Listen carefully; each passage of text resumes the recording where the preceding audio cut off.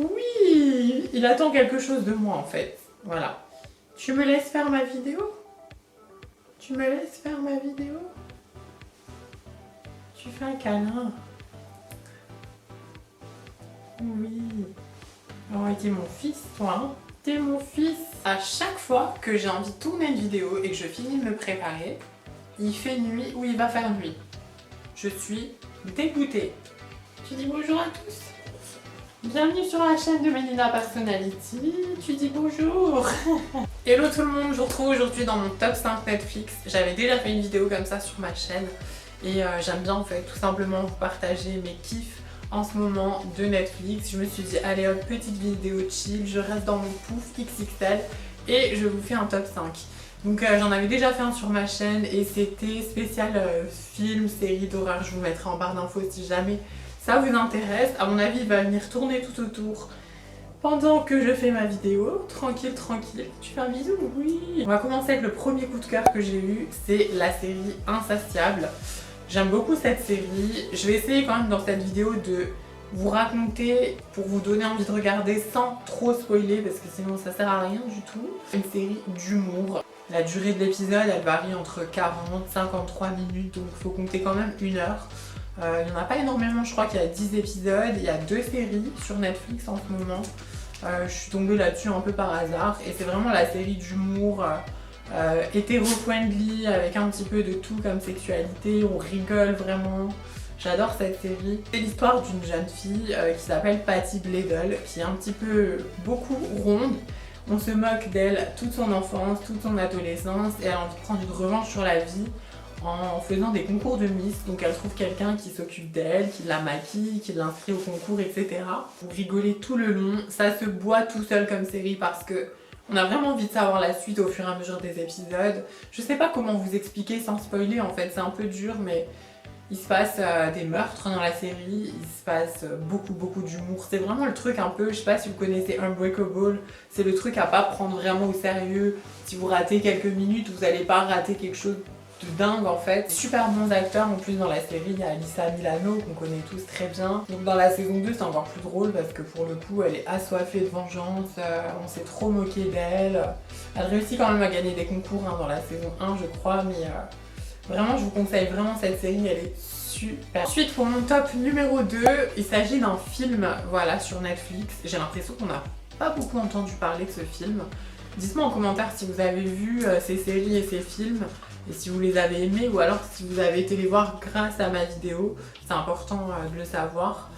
J'ai pas envie de faire cette vidéo dans le vide non plus. Vous le tapez dans la recherche, vous allez le trouver facilement. En plus c'est un film qui est original Netflix. Franchement j'ai vu la bande-annonce un soir, je crois que c'était un tout petit peu avant Halloween. Je me suis régalée. Vraiment ce film il est génialissime. Donc c'est l'histoire en fait d'un couple avec l'actrice qu'on adore, Jennifer Aniston. C'est l'histoire d'un couple qui se prend la tête parce que elle a l'impression qu'il lui offre jamais de cadeaux, jamais de voyage, il se passe rien du tout. Donc du coup son mari qui est policier, il décide de l'emmener en Europe. Ils sont vraiment sur quelqu'un par hasard qui leur propose de venir dans leur jet privé. Donc il se passe des trucs incroyables encore une fois dans ce film, c'est le but. Moi j'aime pas trop quand c'est plat, quand c'est trop fadasse, trop romantique, ou quand c'est trop action en fait. Après chacun ses goûts bien sûr. Aussi de les emmener sur leur yacht luxueux, privé et tout, là où il y a toute la famille de ce fameux mec qui les invite, je sais plus du tout son prénom, ça fait un moment que j'ai vu le film. Il y a quand même de l'humour dans ce film, mais c'est plus quand même quelque chose de suspense en fait, parce qu'on cherche un tueur tout le long. Meurtre, je crois que c'est dans les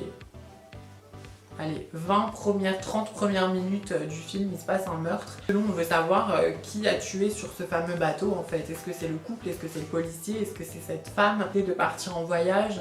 Est-ce que c'est quelqu'un sur le bateau? C'est un petit peu compliqué, on essaye de chercher chaque personne et tout.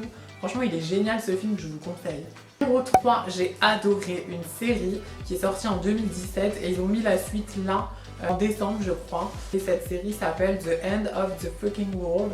Encore une fois c'est une série qu'il faut pas prendre au premier degré. Beaucoup d'humour. Je dirais plus quand même que c'est drame. Ça fait un peu glauque comme série parce que finalement il n'y a pas beaucoup d'acteurs. C'est concentré sur 2 adolescents qui fuguent de chez eux en fait il décide de faire plein de conneries comme plein d'adolescents. Je sais pas comment vous raconter sans spoiler, c'est vraiment pas facile, j'adore faire cette vidéo, ce genre de vidéo, mais je sais pas exactement comment expliquer en fait.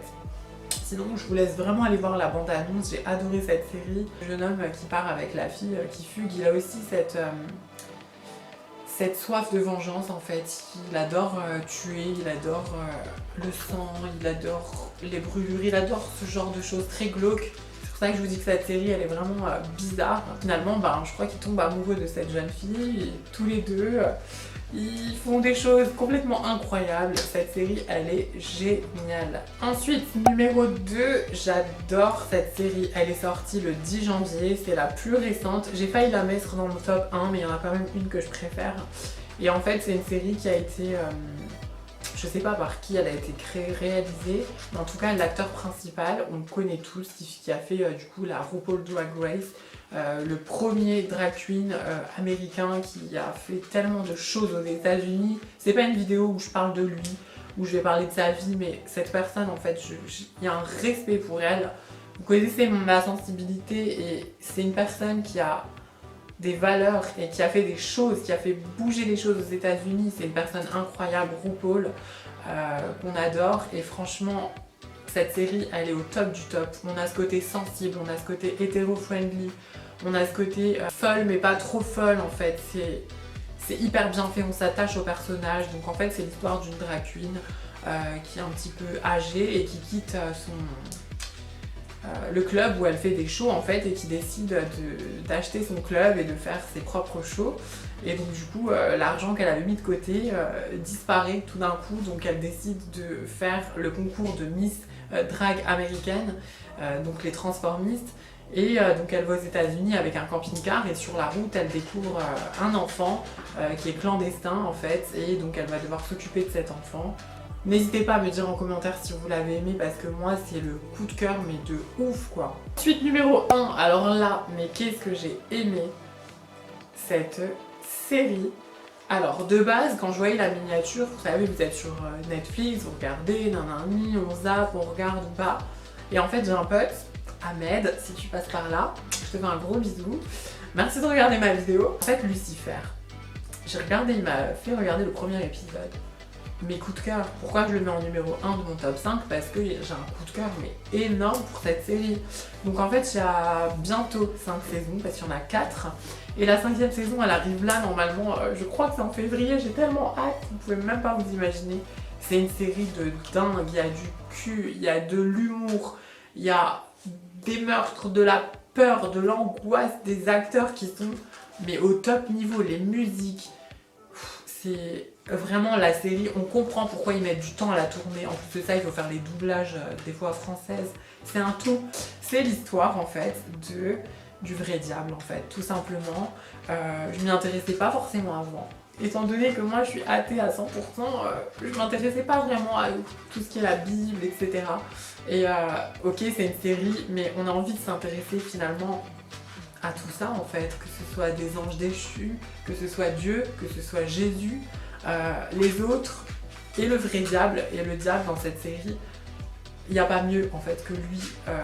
Il est pansexuel, il est drôle, il est con, il est beau, il est sexy, il est gentil, il a un cœur. Et finalement, on se rend compte que le diable, il est là pour punir les gens qui font du mal. Il n'est pas si méchant que ça. Voilà, alors lui il a vécu dans le péché, mais finalement dans cette série on regroupe un peu tous les personnages de la Bible qui ont atterri à Los Angeles. Donc franchement, c'est juste une tuerie. Voilà pour ce top Netflix, j'espère que cette vidéo vous a plu. Si c'est le cas, n'hésitez pas à mettre un petit j'aime, comme ça me donnera envie de faire d'autres vidéos comme ça sur ma chaîne.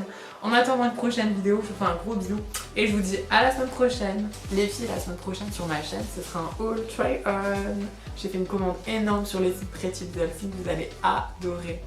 À bientôt.